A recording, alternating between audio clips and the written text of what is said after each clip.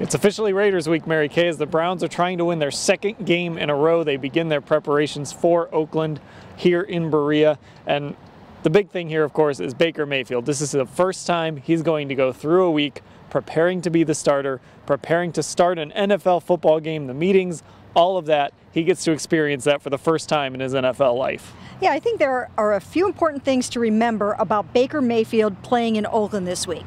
The Jets, they really weren't very prepared for him. They couldn't spend a whole lot of time preparing for him. It was a Thursday night game. The teams had just played 4 days beforehand. They mostly got ready for Tyrod Taylor. That's not going to be happening this week. John Gruden, defensive coordinator Paul Guenther, they are going to be gunning for Baker Mayfield, trying to find out what he doesn't do well. The other thing is he's finally getting some first-team reps for the first time since he's been here, really. Yeah, and it'll be interesting to sort of see how Oakland wants to attack him.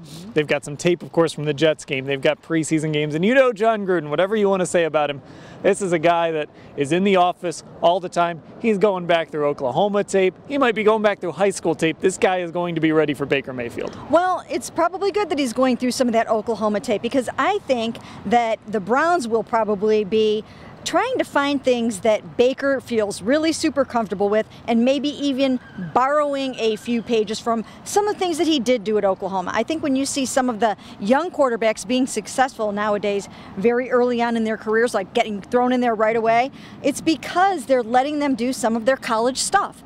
So I would think that you'll see some different wrinkles in the Browns game plan this week. Now, as far as the backup quarterback situation goes, Tyrod Taylor still not cleared out of that concussion protocol. If he's unable to go, it would be Drew Stanton, but you know, there's still at least a day. The Browns are going to be traveling on Friday, so I guess they have to wait and see where Taylor is come tomorrow. Yeah, you know what? Hugh Jackson said today that he is hopeful that Tyrod can still contribute in Oakland as the backup. Again, like you said, Drew Stanton will be the guy. If not, he wasn't out there again today, and you just never really know. They've got to have an independent neurologist completely clear him from the concussion protocol. Elsewhere on the injury front, good news, Emmanuel Ogbah is back. He said he's going to be ready to go on Sunday. Christian Kirksey back as well.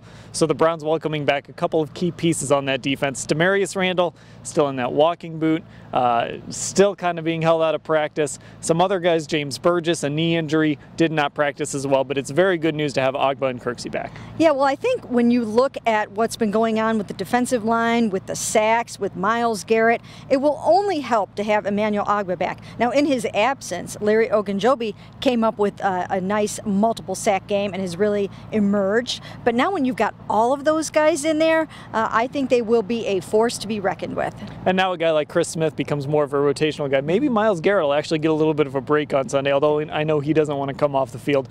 We'll have full coverage as the Browns get ready for the Oakland Raiders. It's all at cleveland.com/Browns.